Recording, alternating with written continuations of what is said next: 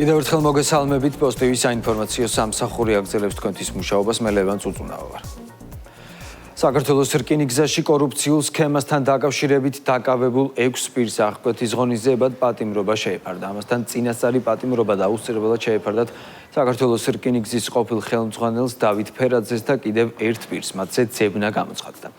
ორგანიზებული დანაშაულებრივი ჯგუფის თაღლითური სქემა სახელმწიფო უსაფრთხოების სამსახურის ანტიკორუფციულმა სააგენტომ გამოავლინა. საქმე ეხება 2020-2021 წლებში სახელმწიფოს კუთვნილი 18 მილიონამდე ლარის მითვისებასა და უკანონოდ მოპოვებული ქონების ლეგალიზაციას. მიგოჩნია რომ გადაწყვეტილება არის დაუსაბუთებელი ყველა შემთხვევაში ბუნებრივია ჩავიბარებთ კანონდადგენლობაში და აუცილებლად გავასარჩივრებთ. ჩემი დაწესებულებები 2020 წელს არის საქართველოს რკინიგზაში მისული შესაბამისად რაღაცა გარემოებები რომელიც დადგენილად მინიშნავს ბრალდება საერთოდ არ ეხება გიორგი მარუქალშვილი. ჩემი დაცვის ქვეშ მყოფი იყენებს დუმილის უფლებას, შესაბამისად ეს ნიშნავს იმას რომ ის არანაირ დანაშაულს არ აღიარებს, მას დანაშაული არ ჩაუდენია. საქმის მასალების ირგვლივ ვერ ვისაუბრებ ერთი მარტივი მიზეზის გამო რომ გაუთქმელობის ხელწერილი მაქვს დაწერილი, თუმცა დღევანდელ სასამართლოს გადაწყვეტილებას შევაფასებდი. ეს გადაწყვეტილება არის დაუსაბუთებელი. სასამართლომ გაითვალისწინა ბრალდების ხარის მიერ წარდგენილი მტკიცებულებები და ჩათვალა, რომ მათ მიმართ ნამდვილად არსებობდა ის საფრთხეები, რასაც შუამდგომლობდით. საერთო ჯამში საქართველოს რკინიგზამ დაახლოებით 17 მილიონზე მეტი ზარალი მიიღო.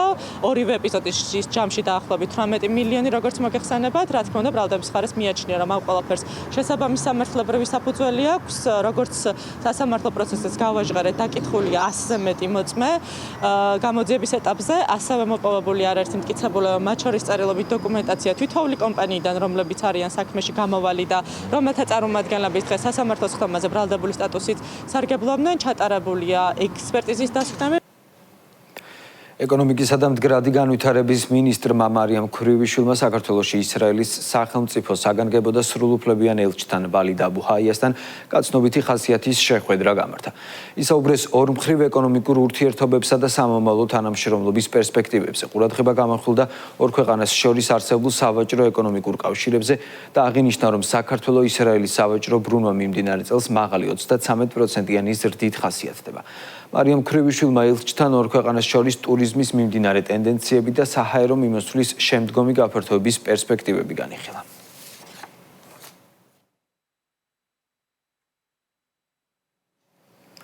ორბანაკად გაყოფილ ნაციონალურ მოძრაობაში უკვე ღიად აღიარებენ, რომ პარტია ტოტალურ კრიზისშია. თავმჯდომარემ ვადის ამოწურამდე ერთი თვით ადრე მიხეილ სააკაშვილის Facebook პოსტით შეიტყო, რომ მსჯავრდებული ექს-პრეზიდენტის ფავორიტი ახლა ნანუკა ჟორჟოლიანია.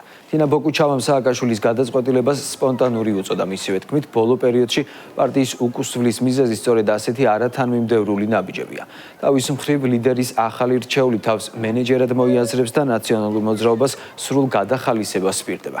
რეორგანიზაციის იდეას მიესალმებიან პარტიის სხვა წევრებიც, მათმა უმრავლესობამ ბოკუჩავას ჩანაცვლებას მხარი უკვე ღიად დაუჭირა. ცნობისთვის, ნაციონალური მოძრაობის ახალი თავმჯდომარე ივლისში პარტიის ყრილობაზე უნდა აირჩიონ.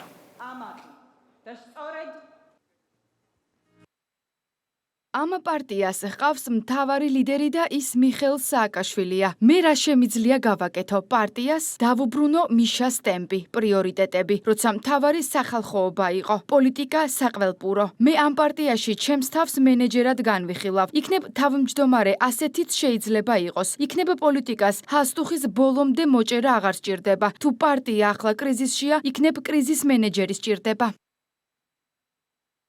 მეგობრებო, მოდით შევხედოთ რეალობას და ღიად ვთქვათ ის, რაც ბოლო 2 წელია ყველამ ვიცით. ერთიანი ნაციონალური მოძრაობა უმძიმეს ინსტიტუციურ კრიზისშია. ბოლო პერიოდის სტაგნაცია, მომრჩევლის დაკარგვაში და პარტიული კომუნიკაციის პრობლემები და ფინანსური საკითხები, პოლიტიკური უმოქმედობა კვლავ მთავარ გამოწვევად რჩება. მიხეილ სააკაშვილის დღევანდელი განცხადება ივლისში სრული შიდა არჩევნების ჩატარების შესახებ არის ერთადერთი სწორი გზა. ჩვენ არ გვაქვს კიდევ 2 წლის დაკარგვის ფუფუნება. ივლისში NM-ს სრული რეფორმა და გადატვირთვა გარდაუვალია. მომავალი ეკუთვნით მათ, ვისაც ბრძოლა და რისკის გაღება შეუძლია და არა მათ, ვინც სტატუს კვოს შენარჩუნებას ცდილობს.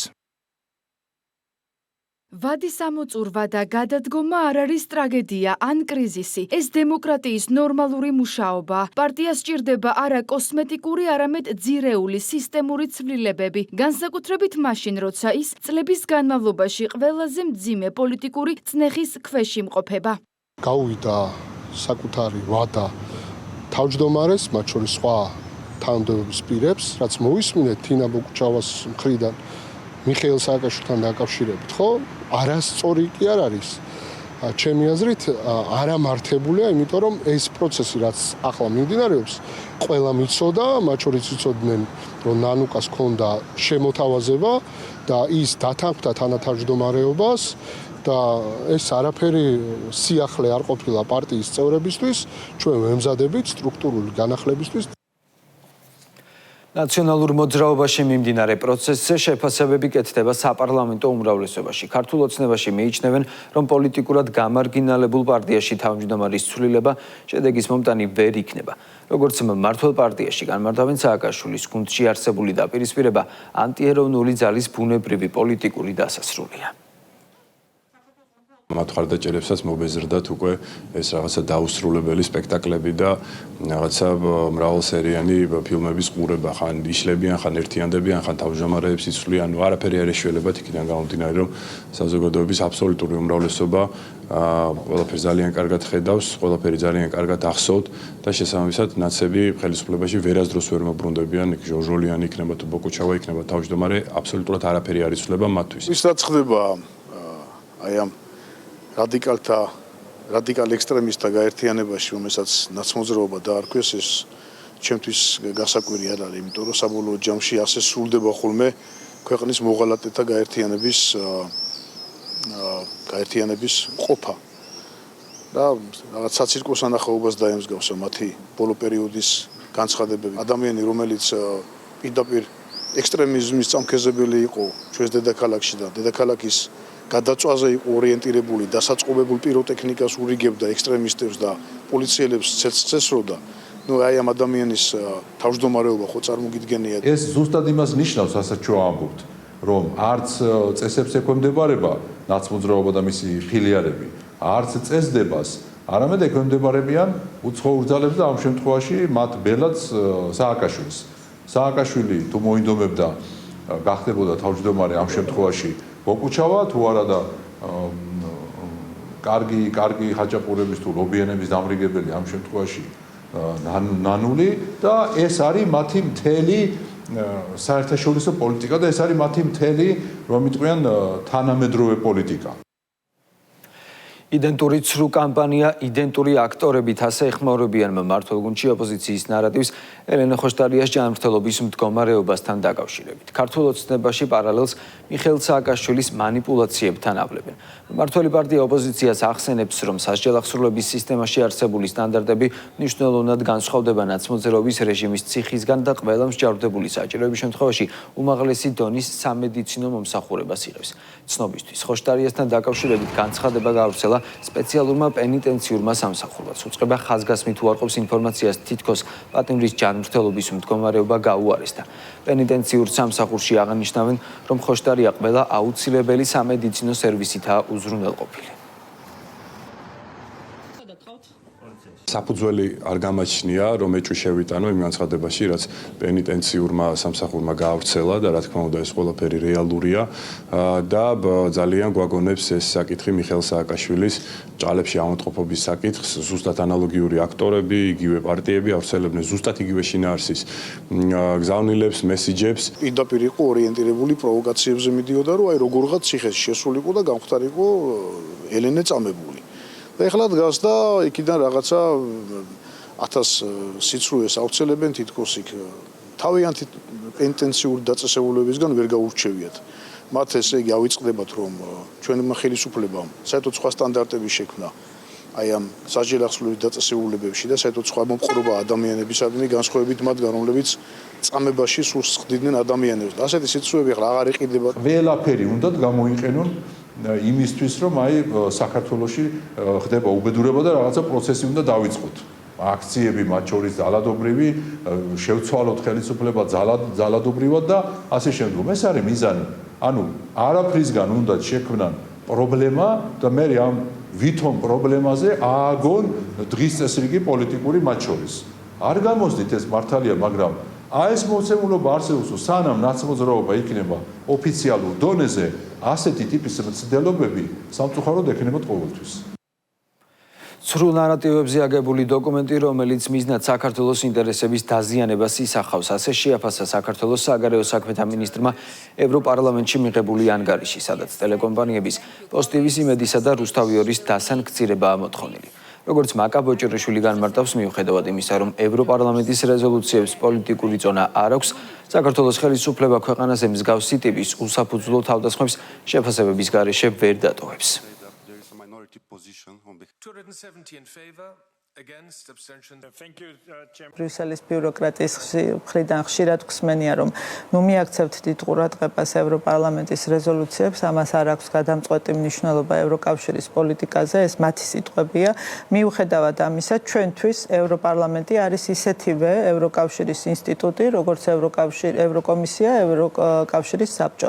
შესაბამისად, ჩვენ სრულიად იგნორს მათ დოკუმენტებს, ვერ გავუკეთებთ იქიდან გამომდინარე, რომ მასში გარკვეული პოლიტიკოსების აზრები ხო აისახება, გარკვეული ნარატივი ხო ყალიბდება და ეს არის სრულიად ტყუილზე, სრულიად ცრუ ნარატივებზე აგებული დოკუმენტები, რომელიც მიმართულია ერთადერთი მიზნით იქმნება, ხო, ჩვენი ქვეყნის ინტერესები დააზიანონ და ჩვენი ქვეყნის რეპუტაცია შელახონ.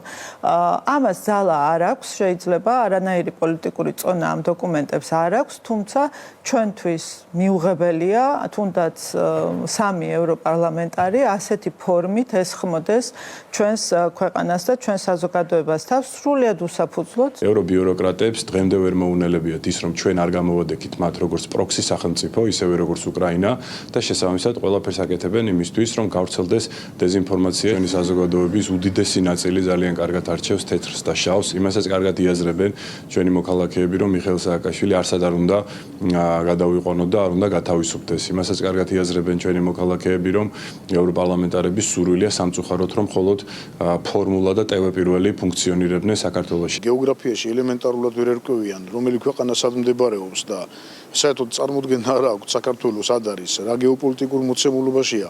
ამ რეზოლუციას რა ფასი უნდა ქონდეს? ეს არის ჩვეულებრივი მაკულატურა. ეს რეზოლუციები რო აკინძო, ჩვეულებრივად ეს არის ფაშისტური ლიბერალური ფაშიზმის სახელმძღვანელოდ გამოდგება, როგორი სახელმძღვანელო შეიძლება არსებობდეს. იქ არის პირდაპირ ხალხის დაშინება, ხალხის მუქარაზე ორიენტირებული რეზოლუციები. დაკარგეს ფასი. როცა რეზოლუციით მოუწოდებ ქვეყანას ან ომში ჩაერთე და LGBT პროპაგანდა გაავრცელე, ან რწმენა უარყავი, ოჯახური ინსტიტუტი უარყავი, სუვერენიტეტი მე გადამომეცი და მე გადავწყვეტ შენ მე რას გააკეთებ, შემოუშვებ ქვეყანაში თქვათ მიგრანტებს თუ არ შემოუშვებ, მე გადავწყვეტ რა კანონებს მიიღებ და რას არ მიიღებ, ასეთი ტიპის რეზოლუციას როცა იღებ, რა თქმა უნდა ქართულ საზოგადოებაში მსჯელობა უკვე აღარ იქნება ამ საკითხთან დაკავშირებით, იმიტომ რომ 4ჯერ, 5ჯერ თუ 6ჯერ მიიღეს ერთი და იგივე შინაარსის რეზოლუცია საქართველოს წინააღმდეგ ყოველგვარი არგუმენტების გარეშე. განათლების მეცნიერებისა და ახალგაზრდობის მინისტრის ხელმძღვანელობით შოთა მესხიას ზუგდიდის სახელმწიფო უნივერსიტეტში რექტორთა საბჭოს სხდომა გაიმართა, რომელშიც საქართველოს სახელმწიფო და კერძო უნივერსიტეტების რექტორები და წარმომადგენლები მონაწილეობდნენ. საბჭოს წევრებმა უმაღლესი განათლების სისტემის რეფორმის ფარგლებში მიმდინარე პროცესები განიხილეს. აღინიშნა, რომ ერთ-ერთი უმთავრესი მიმართულება სახელმწიფო უნივერსიტეტებში საქართველოს მოქალაქეებისთვის სწავლის სრულად დაფინანსების უზრუნველყოფაა. შეხვედრა დისკუსიის ფორმატში წარიმართა და საბჭოს წევრებმა რიგ საკითხებთან დაკავშირებით ერთობლივი გადაწყვეტილებები მიიღეს. განხილულ იქნა მიმდინარე აქტუალური საკითხები, მათ შორის ყველაზე მნიშვნელოვანი სახელმწიფო უნივერსიტეტებისთვის რეფორმის ფარგლებში დაფინანსების ახალი მოდელის კონცეფცია. ეს დოკუმენტი შემუშავდა მსოფლიო ბანკის პროექტის ექსპერტებთან ერთად და შეჯერებული პოზიციით წარსდგით საუნივერსიტეტო საზოგადოების წინაშე, სადაც დეტალურად განვიხილეთ როგორც დათვლის მეთოდოლოგია, ასევე ის პრინციპები, რომლითაც განისაზღვრა დაფინანსების ახალი მოდელის კოეფიციენტი. რექტორთა საბჭოზე განხილული იყო მნიშვნელოვანი გამოწვევა განათლების რეფორმის, როგორც არის სახელმწიფო უნივერსიტეტების დაფინანსების მოდელის განხილვა. განათლების რეფორმის ნაწილში ზუგდიდის სახელმწიფო უნივერსიტეტს დაემატა ახალი საგანმანათლებლო პროგრამები, რომელიც თავისთავად ინსტიტუციური განვითარებისთვის ახალ საჭიროებებს აჩენს. ადიდებული მდინარეები და დატბორილი სოფლები ახმედის მუნიციპალიტეტში სტიქიის შედეგებს ამ დრომდე ებრძვიან. რამდენიმე საათიანმა გადაუღებელმა წვიმამ პრობლემები შეუქმნა ქვემო და ზემო ხალაწანს. სოფლის ხეებებმა წყლის უხვი ნაკადი ვერ გაატარა, კალაპოტიდან გადმოვიდა და საცხოვრებელი სახლების ეზოები და საკარმიდამო ნაკვეთები დატბორა. დაზიანდა საცალფეხო ხიდიც. მობილიზებულია მერის ყველა შესაბამისი სამსახური ბანკის ხეობაში ამ დროისთვის წყლის დონემ დაიკლო და მოსახლეობას საფრთხე არ ემუქრება. წარალის ზუსტი ოდენობა რამდენიმე დღეში გაირკვევა.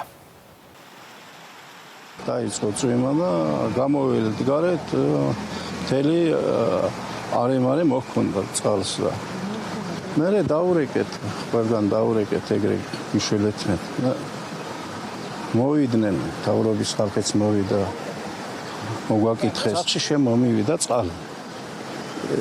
ეზოში რა 5 მეტრით შემოსული იყო მთლიანად წყალი. ძალიან ცუდი მდგომარეობა იყო. სახლში ვიყავი ქვემო ხალაწაში ვცხოვრო. ერთი წყლის ხმა გავიგე, გამოვერი და იქაც ბოგირია, როგორც ეს არის, აბაზი დიდი ბოგირია. ის გაიჭედა, გადმოვიდა იმაში, სახლებში შევიდა წყალი. ვერე კიდე ძალიან ცუდი ვითარება იყო. გაიჭედა ის ბოგირი, მერე უცბად გავარდა წყალი და სახლებში შევიდა. უხვი ნალექის შედეგად გუშინ შემოგვივიდა ჩვენი წარმომადგენლისგან შეტყობინება, რომ ეს ქვემო, შუა და ზემო ხალაწნის მიმდებარე ხევი ადიდდა, ხიდბოგირები გაიჭედა, აღარ ატარებდა წყლის ნაკადს, გადმოვიდა გზაზე და მოსახლეობას დაეთბორა ეზოები.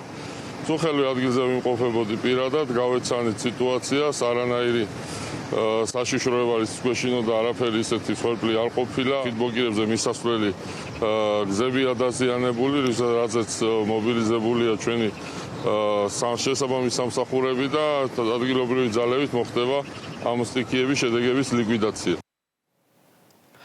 მარნეულის მუნიციპალიტეტის სოფელ იმირში გადაჭრილ გორაზე კვლევითი სამუშაოები აქტიურად მიმდინარეობს. ექსპედიციის წევრებს შეხვდა და მიმდინარე პროცესს ადგილობრივი თვითმმართველობის წარმომადგენლებთან ერთად მარნეულის მუნიციპალიტეტის მერი დაურ ისმაილოვი გაიცნო. გადაჭრილი გორა ნეოლითის პერიოდის ერთ-ერთი უმნიშვნელოვანესი არქეოლოგიური ძეგლია, რომლის კვლევაც მსოფლიოს წამყვანი სამეცნიერო წრების ინტერესის საგანს წარმოადგენს. საერთაშორისო სამეცნიერო კვლევებმა კიდევ ერთხელ დაადასტურეს, რომ საქართველოს განსაკუთრებული ადგილი უკავია კაცობრიობის ისტორიაში. თუ აქამდე საქართველო ცნობილი იყო როგორც ღვინის სამშობლო, აქ აღმოჩენილი არის პურის ხორბლის უძველესი კერაცაა და ეს ძალიან საამაყო მომენტია. სწორედ აი ამ ძეგლმა დაუდო საბაბი უძველესი ღვინის თემას სოფლიოში და ერთ-ერთი აი ბოლო სწორედ წლევანდელი ნაშრომი გამოიცა ამერიკის შეერთებულ შტატებში, სადაც დადგინდა, რომ სწორედ გადაჭრილი გორა წარმოადგენდა აი იმ ერთ-ერთ ცენტრს, სადაც აი ეს პურის ხორბალი დაფიქსირდა, ერთ-ერთი უძველესი ცენტრი. ახალციხის მერი მოადგილესთან და საკრებულოს თავმჯდომარესთან ერთად მუნიციპალიტეტის სალოტბარო სკოლის მოსწავლეებს შეხვდა. ვარლამ ციკლაურმა ახალგაზრდებს ქართული ხალხური ტრადიციული სიმღერის პოპულარიზაციისთვის მადლობა გადაუხადა და თანადგომას დაპირდა. ადგილობრივი მერის მხარდაჭერით მოსწავლეებს ახალი ფორმები გადაეცათ. დიდი ანზორ ერქომაიშვილის მიერ დაწყებული საქმე გრძელდება ჩვენს მესხეთში. ყავს 40 ახალგაზრდა, რომლებიც ეუფლებიან ქართულ საგალობლებს და ხალხურ სიმღერებს. ახალციხის სალოტბარო სკოლას ყოველთვის ექნება ახალციხის მუნიციპალიტეტის მერიის მხარდაჭერა. ახალციხის სალოტბარო სკოლა დაარსდა 2020 წელს. ამჟამად ჩვენ სკოლაში გაერთიანებულია 40-ზე მეტი მოსწავლე. ძალიან დიდი მადლობა მინდა უთხრა ახალციხის მუნიციპალიტეტის მერს, ბატონ ვარლამ ციკლაურს, რომელმაც იზრუნა იმაზე, რომ ახალციხის სალოტბარო სკოლის მოსწავლეებს ქონოდათ საკონცერტო კოსტიუმები. ასეთი იყო ახალი ამბები. პოზიტივის საინფორმაციო სამსახური თქვენთვის მუშაობას ზუსტად 13 საათზე გააგრძელებს.